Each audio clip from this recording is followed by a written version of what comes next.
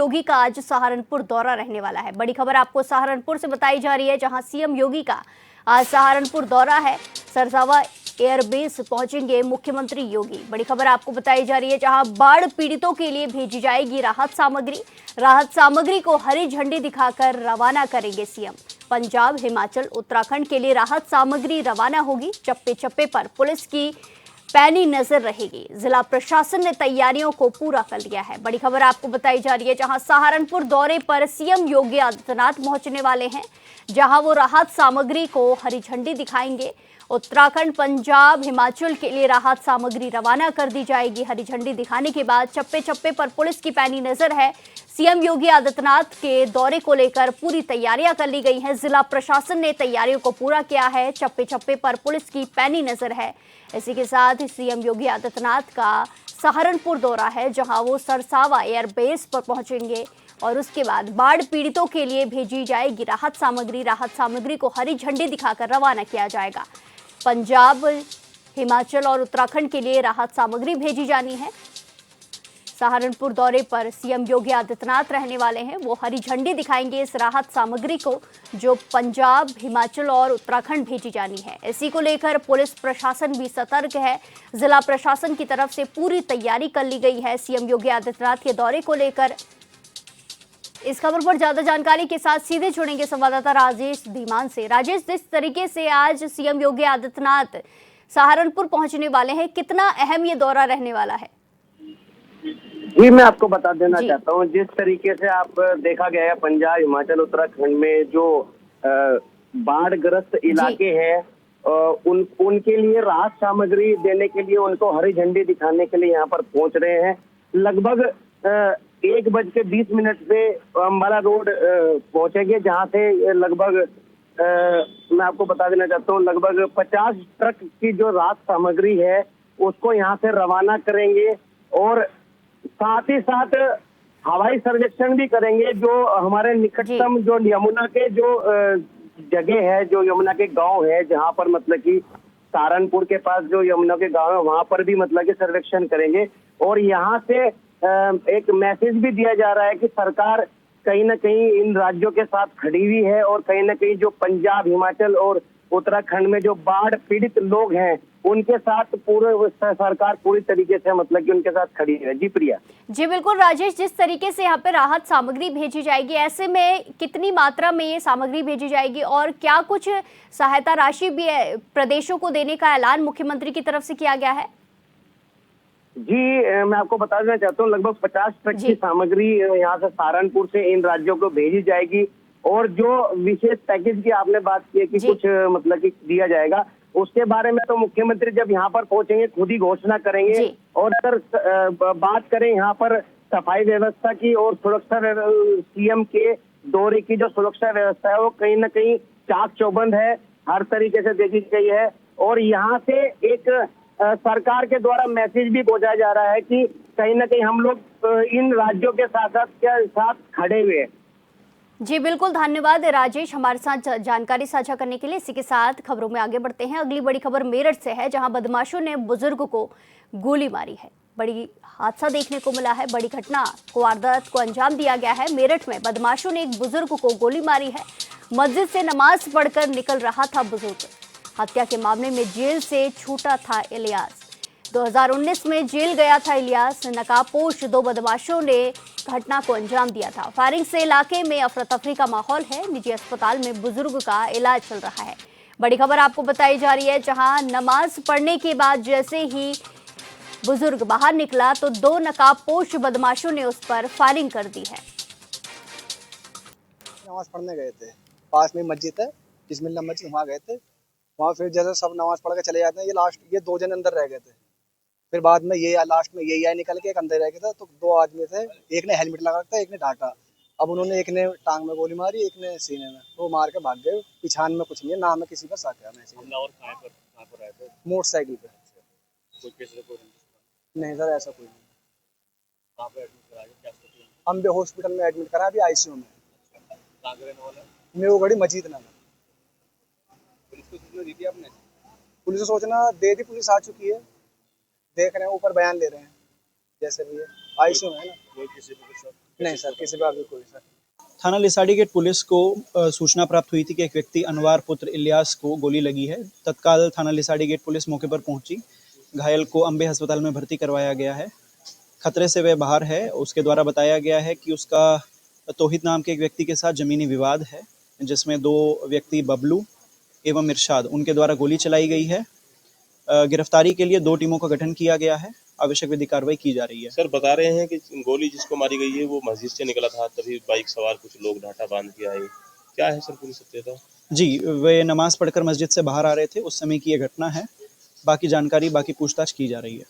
इस खबर पर ज्यादा जानकारी के साथ सीधे जुड़ेंगे संवाददाता मनीष से। मनीष, जिस तरीके से ये घटना को अंजाम दिया गया है, एक बुजुर्ग पर ताबड़तोड़ गोलियां चलाई गई जिनसे वो घायल हो गए हैं, क्या कुछ अभी बुजुर्ग की स्थिति बनी हुई है, हालत बनी हुई है, और जो बदमाश हैं उनके ऊपर क्या कुछ आशंकाएं जताई जा रही हैं कि वो कौन है, कोई आरोप लगाए जा रहे हैं परिवार की तरफ से?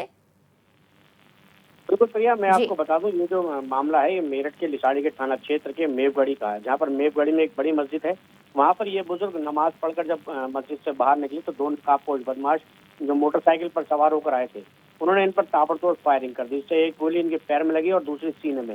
हालांकि मौके से ही बुजुर्ग को स्थानीय लोगों ने निजी अस्पताल में भर्ती कराया, जहाँ पर आईसीयू में उनका अभी भी इलाज चल रहा है। पुलिस का कहना है कि अभी बुजुर्ग जो है खतरे से बाहर है, लेकिन कहीं ना कहीं परिजनों का मानना है कि अभी बुजुर्ग की हालत नाजुक बनी हुई है और परिजनों ने साफ तौर पर बताया कि उनको किसी से भी कोई शक नहीं है, कोई रंजिश उनकी किसी से नहीं थी। हालांकि देखा गया जो गोली लगी है जिसको वो घायल जो बुजुर्ग है उसका नाम इलियास है और 2019 में एक मामले में ये जेल भी गया था। ये जेल से छूटकर जब बाहर आया है तो इसी को लेकर कहीं ना कहीं कोई रंजिश पुलिस मानकर चल रही है। पुलिस तमाम पहलुओं पर यहाँ पर जांच कर रही है। पुलिस ने टीम भी गठित की है और जल्द ही नकाबपोश जो 2 बदमाश थे उनको गिरफ्तार करने का दावा भी मेरठ पुलिस कर रही है। जी बिल्कुल मनीष, धन्यवाद हमारे साथ जानकारी साझा करने के लिए। अब वक्त एक छोटे से ब्रेक का, फिर लौटेंगे कुछ खबरों के साथ, बने रहिए हमारे साथ। ब्रेक के बाद एक बार फिर से आपका स्वागत है। रुक करेंगे खबरों का। इस वक्त की बड़ी खबर सीतापुर से सामने आ रही है, जहां कांग्रेस की वोट अधिकार यात्रा रैली का शुभारंभ हो चुका है। बड़ी खबर आपको बताइए, जहां बिस्वा विधानसभा में निकली रैली। कांग्रेस के प्रदेश प्रभारी अविनाश पांडे मौजूद रहे, प्रदेश अध्यक्ष अजय राय भी साथ में मौजूद रहे। कांग्रेस कार्यकर्ताओं ने गर्मजोशी से स्वागत किया। बड़ी खबर आपको बताई जा रही है, जहां कांग्रेस के प्रदेश प्रभारी अविनाश पांडे मौजूद रहे तो वहीं प्रदेश अध्यक्ष अजय राय भी मौके पर पहुंचे हैं। बड़ी खबर आपको बताई जा रही है, जहां कांग्रेस की वोट अधिकार रैली की शुरुआत हो चुकी है। कांग्रेस कार्यकर्ताओं ने गर्मजोशी से स्वागत किया है। सीतापुर से बड़ी खबर आपको बताई जा रही है, जहां कांग्रेस की वोट अधिकार रैली का शुभारंभ हो चुका है। बिस्वा विधानसभा में निकली रैली। बड़ी खबर आपको बताई जा रही है, जहां प्रदेश प्रभारी अविनाश पांडे भी मौजूद रहे। इसी के साथ प्रदेश अध्यक्ष अजय राय भी मौके पर पहुंचे हैं। कांग्रेस कार्यकर्ताओं ने गर्मजोशी से वोट अधिकार यात्रा का शुभारंभ किया है, स्वागत किया है। बड़ी खबर आपको बताई जा रही है, जहां सीतापुर में कांग्रेस की वोट अधिकार यात्रा रैली का शुभारंभ हो चुका है। और आगे लगातार चलता रहेगा जब तक इनको उखाड़ कर फेंक नहीं देगी जनता, तब तक हम ये कार्यक्रम करते हैं। सर, आपने संबोधन के दौरान जो है इलेक्शन के टाइम पे जो पूरी फैमिली को लेकर बताया कि 7 राउंड के बाद कैसे जीत सकते हैं। बेईमानी करके जीते हैं, दुनिया जान गई। अभी बहुत सी चीजें आने वाली है। बेईमानी करके चुनाव जीते हैं प्रधानमंत्री और बहुत सी चीजें सामने आएगी। इसी के साथ खबरों में आगे बढ़ते हैं। पहाड़ों पर तबाही मचा रही बारिश के बाद निचले इलाकों में भी यमुना तांडव मचा रही है। दरअसल हथनी कुंड और गोकुल बैराज से भारी मात्रा में पानी छोड़े जाने के बाद आगरा में तटवर्ती इलाकों में बाढ़ के हालात पैदा हो गए हैं और आगरा में यमुना खतरे के निशान से ऊपर बह रही है, जो करीब 500 फुट के आसपास पहुंच गई है। यमुना के बढ़ते जल स्तर ने कैलाश गांव को अपनी चपेट में ले लिया है और घरों में 2 से 2.5 फुट पानी घुस गया है। हाँ देखो, 2-4 दिन पहले से ही जब से बाढ़ का खतरा बढ़ा था तो जिलाधिकारी महोदय के निर्देशन में मुनादी करा दी गई थी। प्रधान जी और हमारे सभी लेखपाल लगातार यहीं मौजूद थे। मुनादी करा के एक सेंटर बना दिया है प्राइमरी स्कूल में, उसमें सब व्यवस्था कर दी गई है। और आज से जब पानी ज़्यादा बढ़ गया है तो सबके लिए सुबह का खाने का इंतज़ाम कर दिया है, शाम को भी खाने का इंतज़ाम हो जाएगा। फिर भी सब लोगों को पुनः संदेश भेजा जा रहा है कि आप अगर पानी बढ़ता है तो केंद्र में सभी पहुँच जाए। बरेली में मुस्लिम युवक ने बाजार में आ रही युवती पर हमला किया और हमले में गंभीर रूप से युवती घायल हो गई। दरअसल युवती पर रियान नाम का युवक लगातार शादी करने का दबाव बना रहा था। वहीं आरोपी के खिलाफ पीड़िता ने थाने में शिकायत की है। मामला कोतवाली थाना क्षेत्र के कुतुब खाना बाजार का बताया जा रहा है।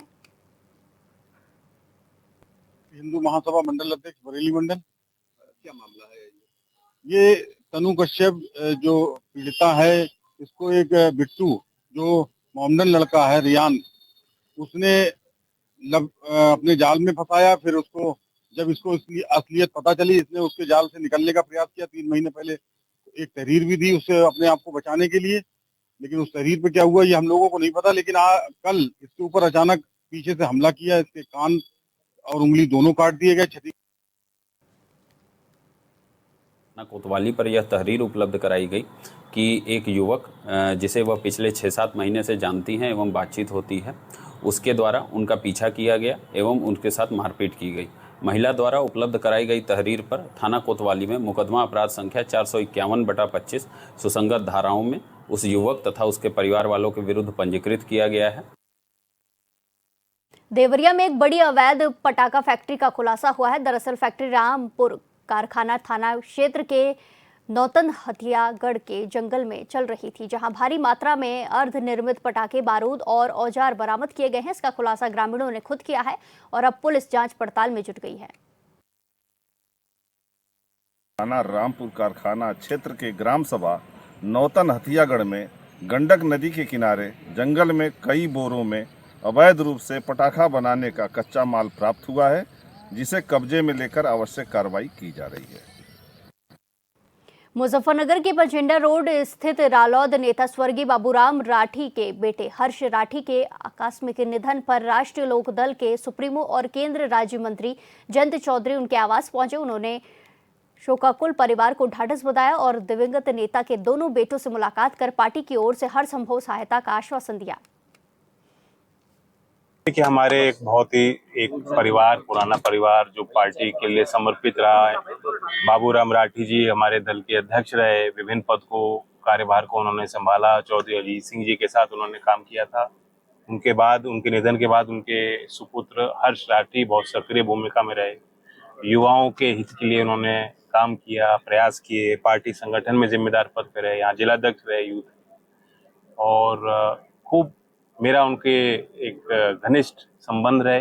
मैं उन पे निर्भर भी था, विश्वास भी करता था।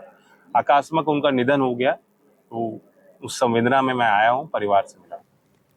इस बुलेटिन में फिलहाल के लिए इतना ही। बाकी तमाम खबरों के लिए देखते रहिए HNN 24/7। नमस्कार।